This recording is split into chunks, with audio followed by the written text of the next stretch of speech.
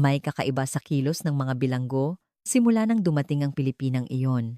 Napansin ni Warden Johnson, ang tagapamahala ng Heartland Correctional Facility sa Texas, ang isang malaking pagbabago. Ang impyernong ito na may pinakamataas na antas ng karahasan sa buong Amerika, kung saan normal na ang 25 insidente ng kaguluhan kada buwan, ay biglang nagbago ng hangin sa isang iglap. Ang simula ng pagbabago ay isang babaeng ipinadala mula sa Pilipinas. May taas na 150 centimeters at bigat na 45 kilogram. Lahat ay nagtaka. Ano ang magagawa ng maliit na babaeng ito? Ngunit sa sandaling matikman nila ang mga pagkaing Pilipino na kanyang inihanda, sunod-sunod na napaluha. Ang mga pinakabrutal na kriminal. Ano nga ba ang nakapaloob sa kanyang mga luto?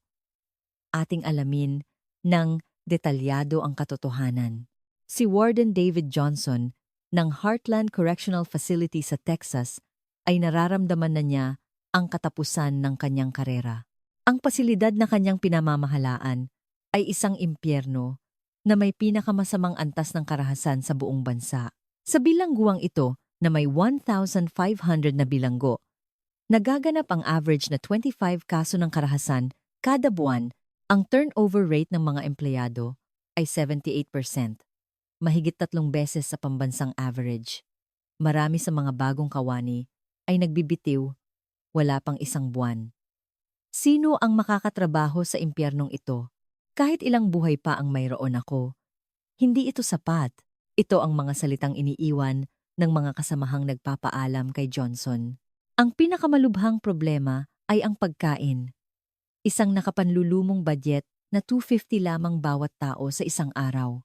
At mula roon, kailangan nilang maghain ng 3 beses. Sa almusal, malabnaw na oatmeal at matigas na tinapay. Sa tanghalian, isang sopas na hindi matukoy kung ano at sandwich. Sa hapunan, isang tipak ng karne na hindi alam kung anong uri at delatang gulay. Ang inihahain sa harap ng mga bilanggo ay mga bagay na mailalarawan lamang bilang hindi matukoy na bagay. Araw-araw na tanawin ang nagliliparang mga upuan, pinggan at mga kamao. At sa wakas, dahil sa sama ng loob sa pagkain, isang malawakang kaguluhan ang sumiklab. 3 bilanggo ang malubhang nasugatan. At 2 guwardiya na pumasok para umawat ay isinugod din sa ospital. Dahil sa insidenteng ito, nakatanggap si Johnson ng isang mahigpit na babala mula sa gobyerno ng estado. Malaking bawas sa badyet ng bilangguan at posibleng pagkakatanggal sa pwesto. Ang posibilidad na magwakas ang karera ni Johnson bilang warden ay naging isang malinaw na katotohanan. Ngunit, ang gabing magpapabago sa buhay ni Johnson ay nagsimula sa isang ordinaryong hapunan ng pamilya. Silang 3 ay nasa hapagkainan. Pinapalibutan ang lutong bahay na meatloaf at mashed potatoes na inihanda ng kanyang asawang si Sarah. Gaya ng dati, si Johnson ay pagod na pagod dahil sa stress sa trabaho at halos tahimik na tinatapos ang kanyang pagkain. Noon, isang simpleng salita mula sa kanyang anak na si Jake ang tumama sa puso ni Johnson na parang kidlat. Kapag kinakain ko ang luto ni Mama, ramdam na ramdam kong mahal ako. Ang sarap sa pakiramdam. Panatag. At naiisip ko kung gaano kasarap maging isang pamilya. Sa sandaling iyon, itinigil ni Johnson ang pagkain at tinitigan ang kanyang anak. Ano nga ba talaga ang pagkain? Ang fundamental na tanong na iyon ay umikot sa kanyang isipan. Sa bilangguan, ang pagkain ay isang paraan lamang para makakuha ng sustansya. Isang gatong para mabuhay. Ngunit nang marinig ang sinabi ng kanyang anak, doon niya napagtanto. Maaaring ang pagkain ay may dalang pagmamahal, alaala, at kapangyarihang mag-ugnay ng mga tao. Noong gabing iyon, hindi makatulog si Johnson. Pagkalipas ng 2:00 ng madaling araw, umupo siya sa harap ng kanyang computer. Nagsimula siyang mag-search gamit ang mga keyword na prison food reform at doon niya natagpuan ang isang artikulong nakatadhana para sa kanya. Ang pamagat, recidivism rate sa juvenile center, bumaba ng 90% dahil sa pagkain. Hindi makapaniwala si Johnson habang binabasa ang artikulo. Ito ay tungkol sa isang juvenile center sa Laguna, Pilipinas, kung saan ang pagpapabuti sa kalidad ng pagkain ay nagresulta sa malaking pagbaba ng mga insidente ng karahasan sa loob ng pasilidad at pagbaba rin ng recidivism rate pagkatapos nilang makalaya. Ang sentral na tauhan na ipinakilala ay si Elena Reyes, isang 38 taong gulang na nutritionist. Sa loob ng 10 taon niyang pagtatrabaho sa Laguna, nakamit niya ang pinakamababang recidivism rate sa buong bansa sa pamamagitan ng kanyang natatanging programang tinatawag na Proyektong Lasa ng Tahanan. Ang kanyang pilosopiya ay, ang pagkain ay lunas sa puso. Hanggang sa mag-umaga, paulit-ulit na binasa ni Johnson ang artikulo. Ito na. Ito na ang sagot.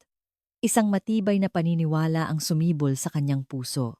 Kinaumagahan, tinawagan niya ang kanyang superior sa gobyerno ng estado, si Director Robert Harris. Director, may gusto po akong sabihin. Bigyan ninyo ako ng isang huling pagkakataon. Ang determinasyon ni Johnson, ang datos mula sa matagumpay na kaso sa Pilipinas at ang nagkataong mayroong US-Philippines Exchange Program ang nagbigay daan. Matapos ang isang linggong pag-iisip, sa wakas ay pumayag si Director Harris. Ngunit may isang mahigpit na kondisyon. Kung walang resulta sa loob ng 3 buwan, tanggapin mo ang pagkakalipat sa ibang pwesto. At pagkatapos ng 3 linggo, dumating ang sagot mula sa gobyerno ng Pilipinas. Isang rehistradong nutritionist ang ipapadala sa loob ng 3 buwan. Sa arrival gate ng Dallas-Fort Worth International Airport, nabigla si Johnson sa kanyang nakita. Isang babaeng may taas na 150 centimeters at timbang na marahil ay 45 kilograms lamang. Sa unang tingin, mukha siyang isang estudyante sa high school.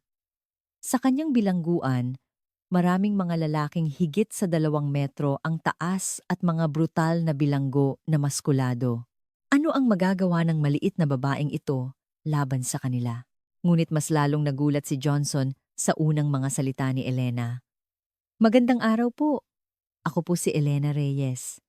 Hindi po nasusukat sa laki ng katawan ang kakayahang magpabago ng puso ng tao. Ang mahalaga ay ang malasakit sa kapwa. Habang papunta sa bilangguan, sinabi ni Elena habang nakatingin sa labas ng bintana, napakalawak po pala ng lupain ng Amerika. Siguradong maraming masasarap na sangkap dito. Hindi maintindihan ni Johnson, ngunit tila mayroon na siyang binabalak sa kanyang isipan.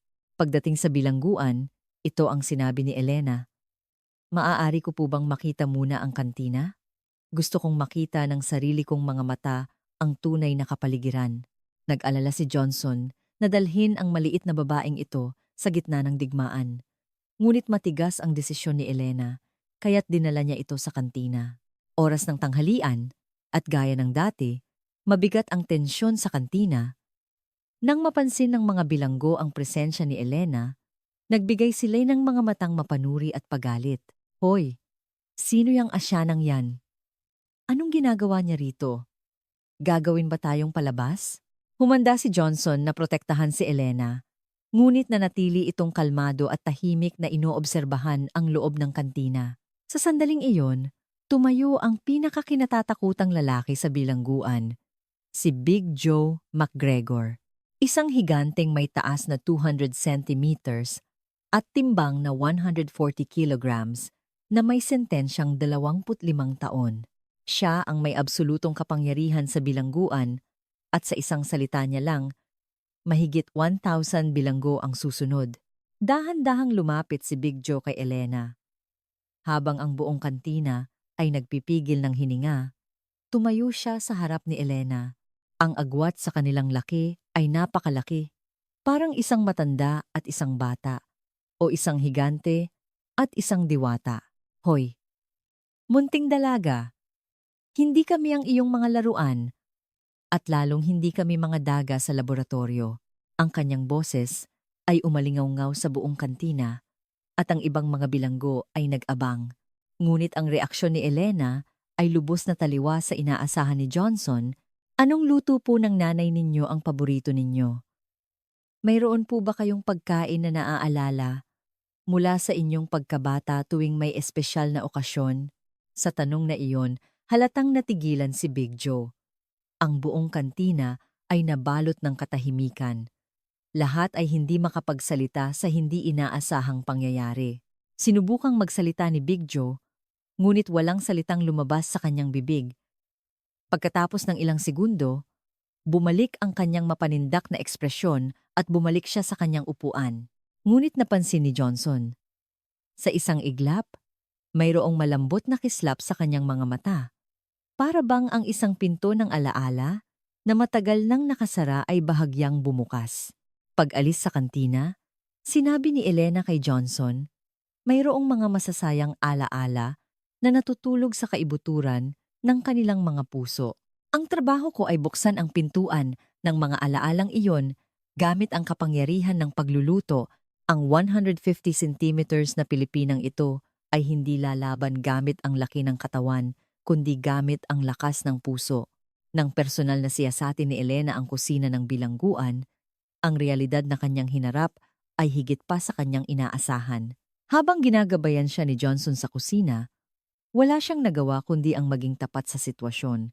Ang budget po ay $250 lamang bawat tao sa isang araw. Kailangan naming maghain ng almusal, tanghalian, at hapunan mula diyan. Hindi pinalampas ni Johnson ang panandaliang pagkabahala sa mukha ni Elena nang marinig ito.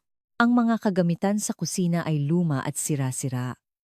Isang kalan na mahigit 20 taon na, mga kalderong kinakalawang, at isang refrigerator na kulang sa kapasidad. Hindi ito isang kapaligiran kung saan makakapagluto ka ng maayos. Nang samahan ni Johnson si Elena sa mga supplier ng sangkap, marami sa kanila ang nagsabi, pagkain? Para sa bilangguan? Hindi kami nagbebenta ng disenteng sangkap para sa ganyan.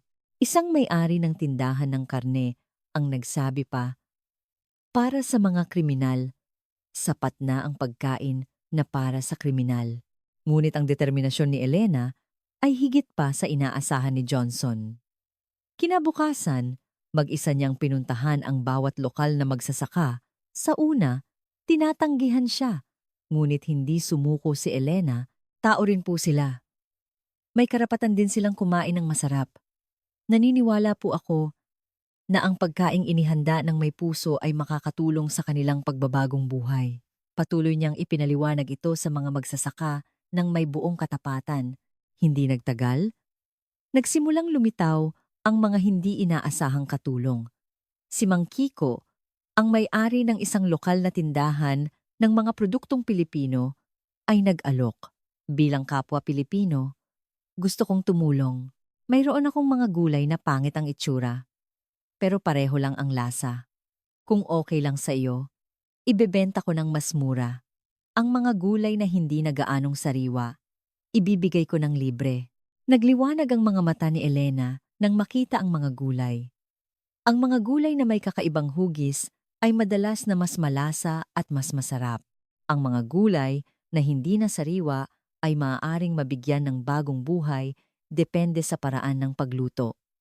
Maraming salamat po. Walang anuman. Jayo, kailangan mo rin ba ng patis, suka, o toyo? Ibabalik ko lang ang puhunan ko para sa mga pampalasang Pilipino. Taos-puso siyang nagpasalamat.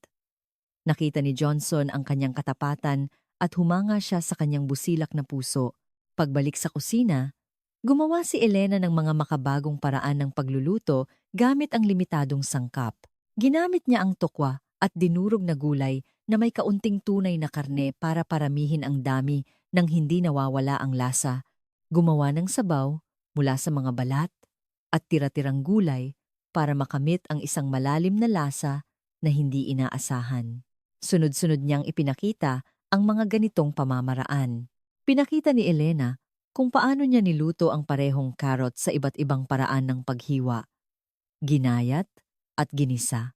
Hiniwa ng malalaki at nilaga, at hiniwa ng manipis at pinasingawan. Ang bawat isa ay naging isang ganap na kakaibang ulam na parang hindi galing sa iisang sangkap. Sa pagbabago lang ng paraan ng pagluto, nagbabago rin ang anyo nito.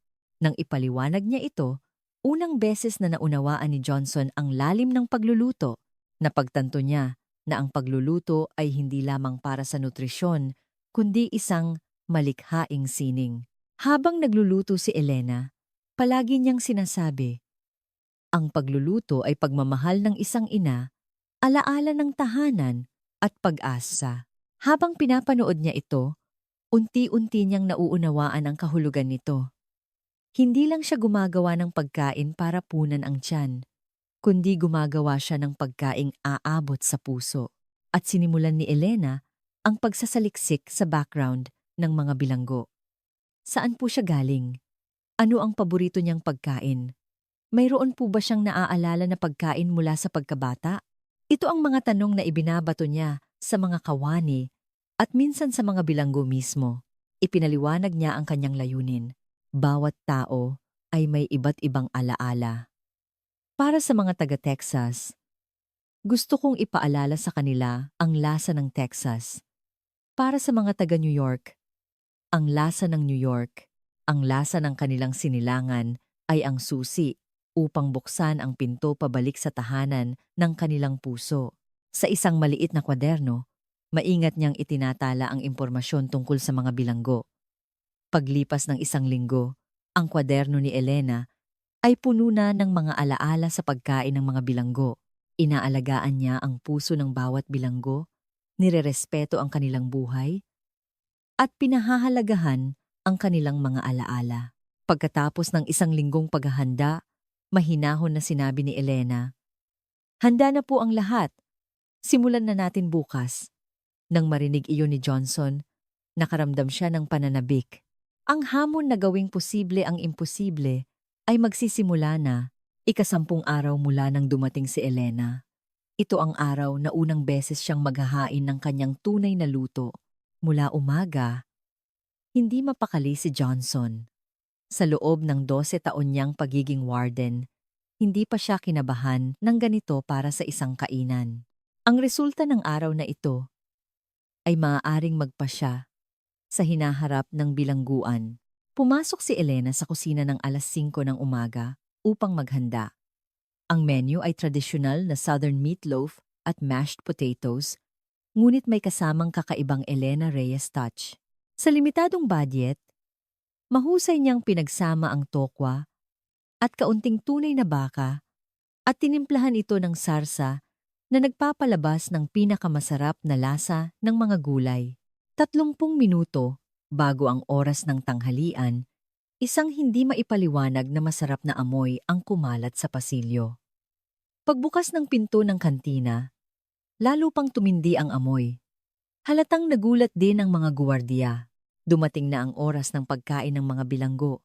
Habang nakapila sila para kumuha ng pagkain, napansin ni Johnson ang pagbabago sa kanilang mga mukha.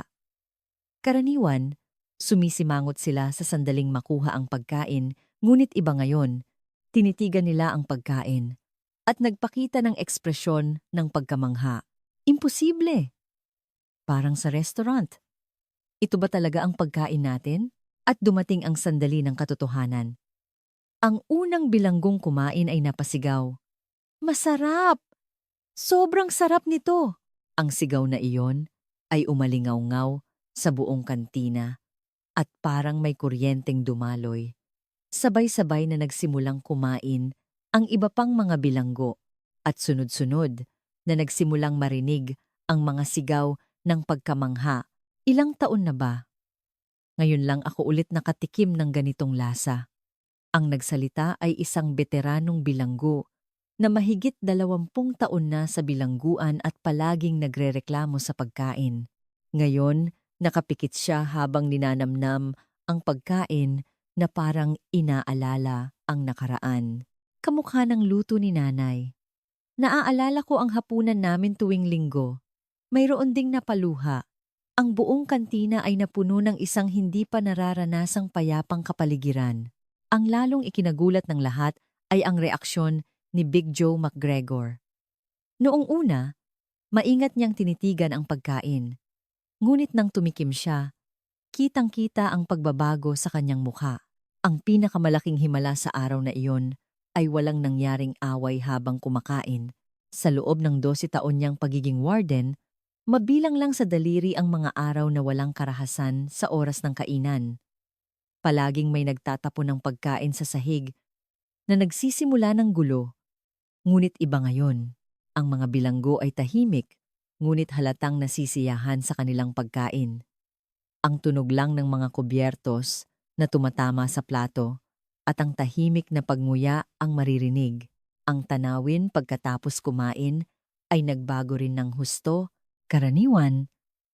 Nagkalat ang mga tira-tira sa sahig, nakatumba ang mga upuan, at nakakalat ang mga pinggan. Ngunit ngayon, inubos ng mga bilanggo ang kanilang pagkain at maingat na pinagpatong-patong ang mga plato bago ibalik. Nakatayo si Johnson sa pasukan ng kantina, tulala sa kanyang nakikita. Sa loob ng 15 taon niya sa bilangguan, hindi pa siya nakakita ng ganito kapayapa at katahimik na oras ng kainan. Hindi kapani-paniwala. Isa itong himala, sabi ni Johnson, na puno ng pananabik. Ngumiti lang si Elena at sumagot, simula pa lang po ito. Ang tunay na pagbabago ay darating pa. Noong gabing iyon, tiningnan ni Johnson ang mga istatistika. Kaso ng karahasan, 0. Reklamo sa pagkain, 0. Pagbisita sa infirmary, bumaba ng 70%. Ang mga numerong ito ay patunay ng isang himala. Kinabukasan, kitang-kita ang pagbabago sa kapaligiran ng bilangguan. Mula pa lang sa umagang roll call, maririnig na ang usapan sa pagitan ng mga bilanggo. Ang mas nakakagulat ay ang pagbabago sa nilalaman ng kanilang usapan. Dati, puro away at reklamo. Ngayon, iba na. Naalala ko ang adobong niluluto ng nanay ko. Naaalala ko ang lasa ng tahanan. Gusto ko nang makita ang pamilya ko. Ang mga luto ng Pilipinang ito ay gumigising sa mga mainit na alaala na natutulog sa kaibuturan ng kanilang mga puso. Ang susunod na hamon ni Elena ay ang pinakamahirap na kaso sa bilangguan. Ang buksan ang puso ni Big Joe McGregor. Siya ang may absolutong kapangyarihan sa bilangguan. Isang taong malaki ang impluwensya sa kilos ng ibang bilanggo. Kung mababago niya si Big Joe, magdudulot ito ng malaking pagbabago sa buong bilangguan.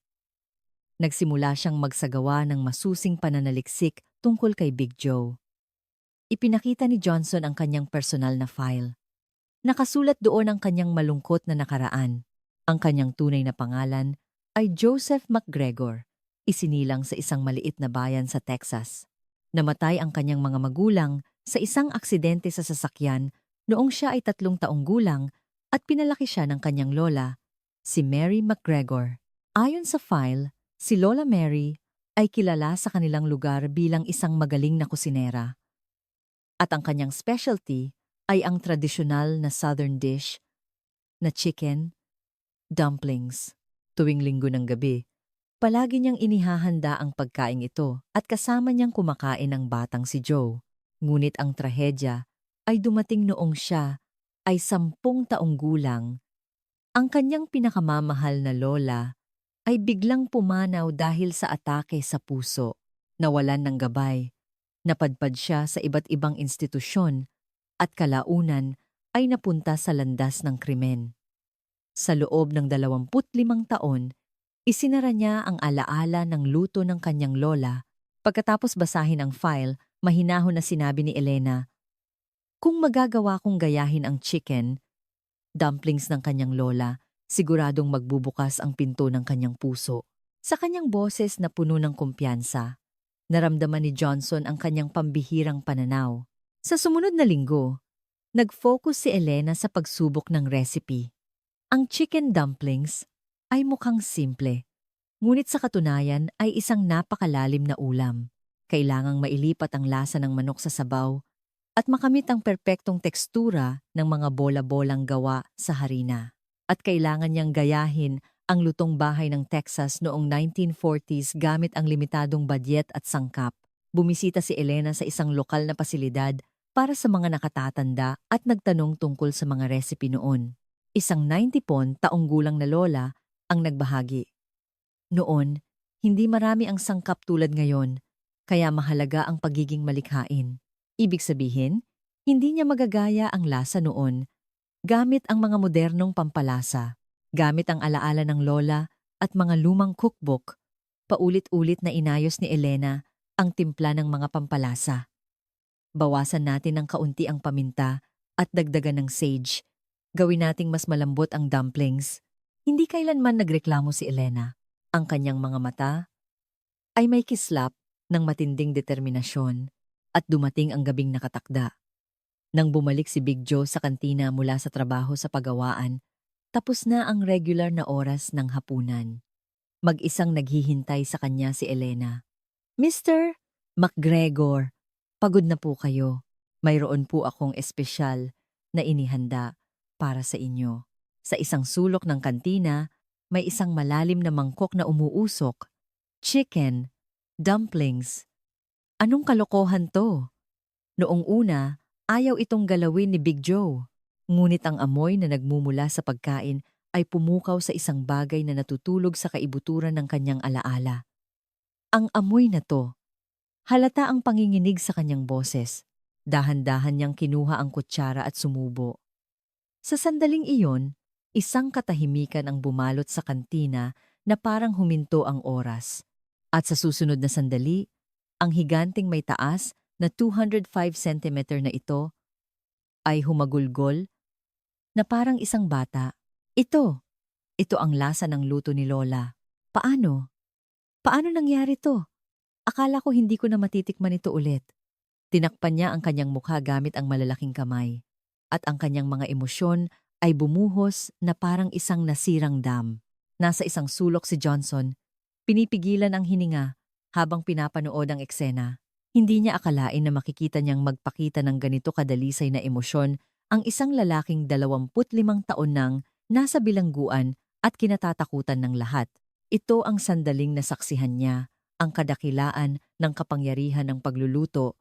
Habang patuloy na kumakain si Big Joe, unti-unti siyang nagsalita. Tuwing linggo, niluluto ito ni Lola para sa akin. Pag-uwi ko galing simbahan, ito palagi ang amoy sa kusina. Nanginginig ang kanyang boses. Kahit nakagawa ako ng masama, hindi siya nagagalit. Niluluto niya ito at hinihintay ako. Gutom ka na siguro. Halika, kumain ka na, sasabihin niya.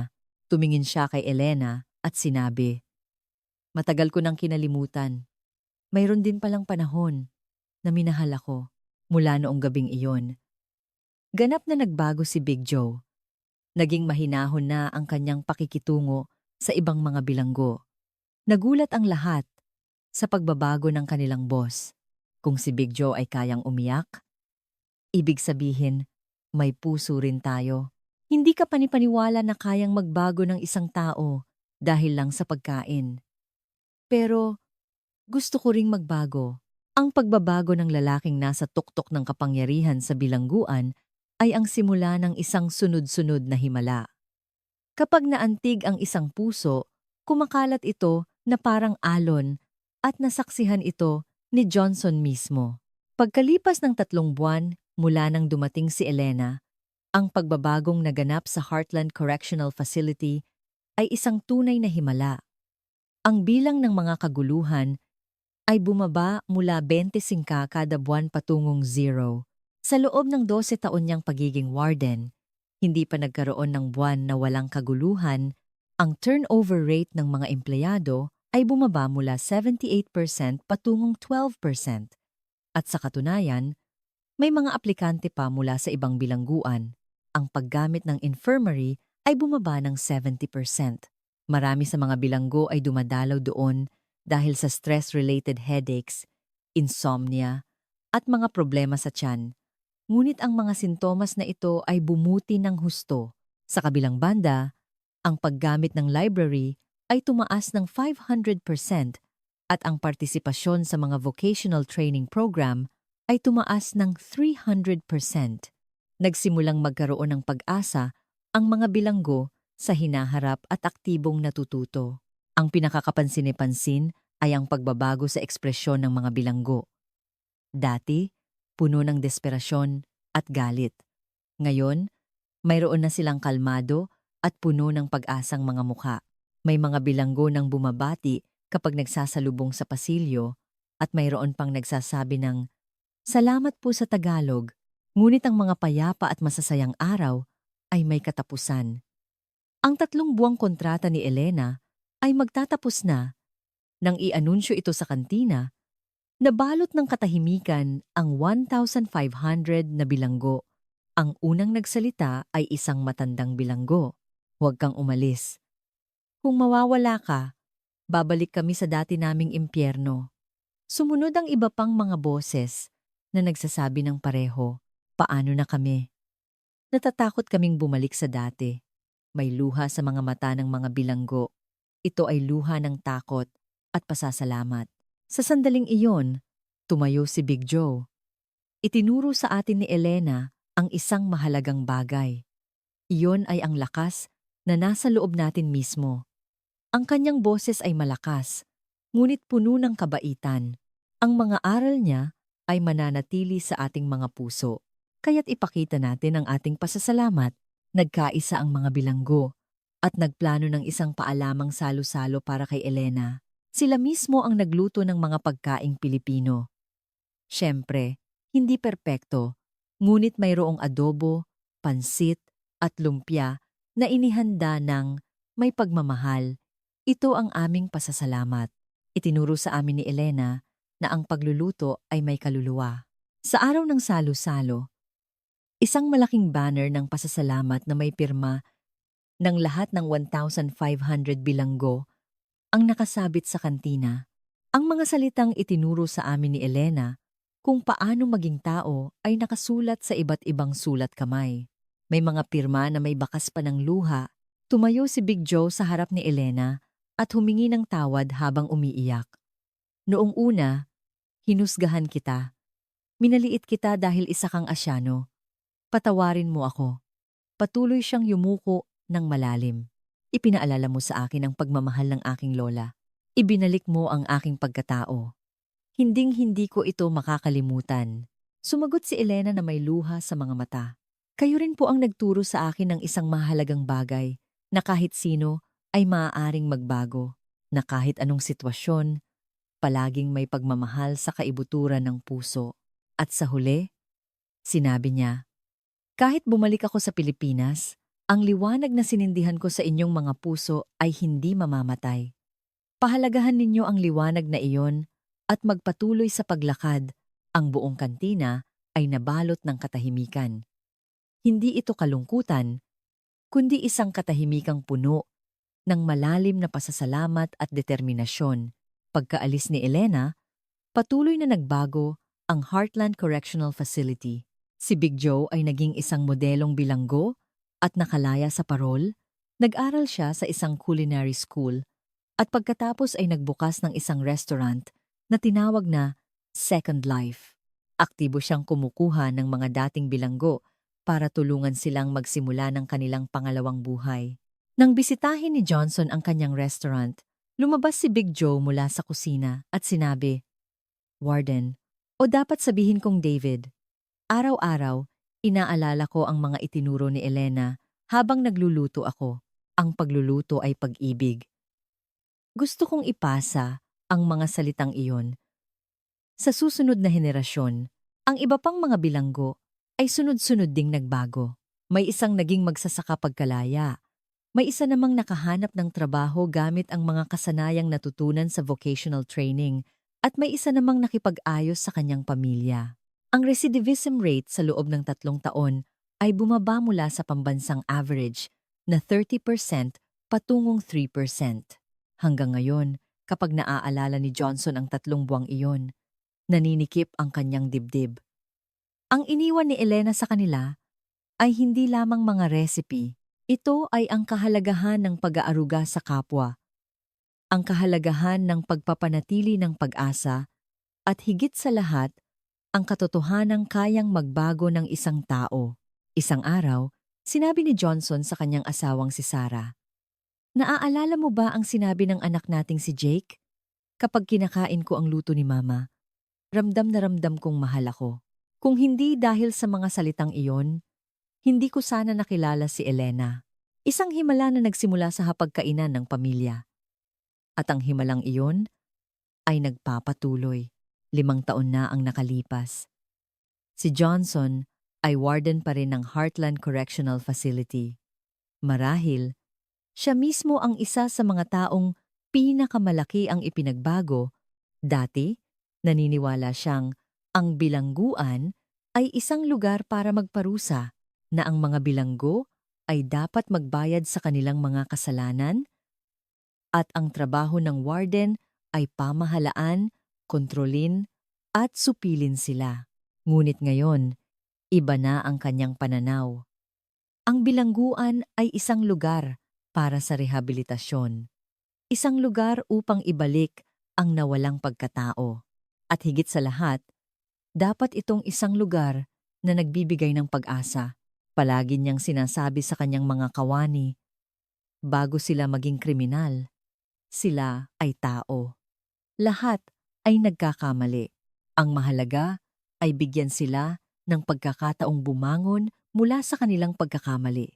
Lubos nang nauunawaan ni Johnson ang pilosopiya ni Elena na ang pagkain ay lunas sa puso.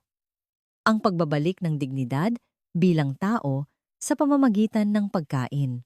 Ang paggising sa mga alaala ng pagmamahal sa pamamagitan ng lasa ng tahanan at ang pagpapadama muli ng ugnayan sa pagitan ng mga tao sa pamamagitan ng pagsasalo-salo sa hapagkainan. Iyon ang pilosopiya ni Elena sa pagkain. Ang Second Life Kitchen ni Big Joe ay isa na ngayon sa pinakasikat na restaurant sa kanilang lugar. Araw-araw, kasama niya ang mga dating bilanggo sa kusina, nagluluto ng may buong puso. Nang bisitahin ulit ni Johnson ang restaurant noong nakaraang buwan, nakita niya ang isang kawili-wiling tanawin. Tinuturuan ni Big Joe ang isang batang dating bilanggo. "Makinig ka, anak. Ang pagluluto ay hindi tungkol sa teknik. Tungkol ito sa puso. Kung maglalagay ka ng pagmamahal sa niluluto mo, siguradong mararamdaman iyon ng kakain." Ang mga salitang iyon ay mismong mga salita ni Elena. Malinaw na ipinapasa ni Big Joe ang mga aral ni Elena sa susunod na henerasyon. Patuloy na sinusubaybayan ni Johnson ang kwento ng iba pang mga bilanggo. Si Johnson mula sa Louisiana ay nagbukas ng isang maliit na cafe sa kanyang bayan. Naghahain siya ng mga lokal na pagkain tulad ng gumbo at jambalaya. Sa bilangguan, ipinaalala sa akin ang lasa ng aking tahanan. Ngayon, ako naman ang maghahatid ng lasang iyon sa mga tao. Si Rodriguez, na may lahing Meksikano, ay nakipag-ayos sa kanyang ina at ngayon ay magkasama silang nagpapatakbo ng isang Mexican restaurant. Nang maalala ko ang lasa ng tacos ni Mama, napagtanto ko kung ano ang nawala sa akin. Si Brown, na naalala ang apple pie ng kanyang lola, ay naging isang panadero pagkalaya. Noong sandaling iyon, bumalik ang mga masasayang alaala ng aking pagkabata. Ayoko nang mawalang muli ang init na iyon. Ang pagkakatulad nilang lahat ay ang muling pagtatayo ng kanilang buhay sa pamamagitan ng pagluluto. At walang sino man sa kanila ang nakakalimot sa kanilang pasasalamat kay Elena. Nagbago rin ang pamilya ni Johnson. Ang kanyang anak na si Jake ay isa ng college student na nag-aaral ng nutrition. Nang marinig ko ang himala sa bilangguan ni Itay, naniwala rin ako sa kapangyarihan ng pagkain, palagi niyang sinasabi. Ang kanyang asawang si Sarah ay nagsimula ng isang volunteer activity kung saan naghahatid siya ng mainit na pagkain sa mga mahihirap na pamilya. Ang pagkain ay pag-ibig. Gusto kong ipalaganap ang pag-ibig na iyon.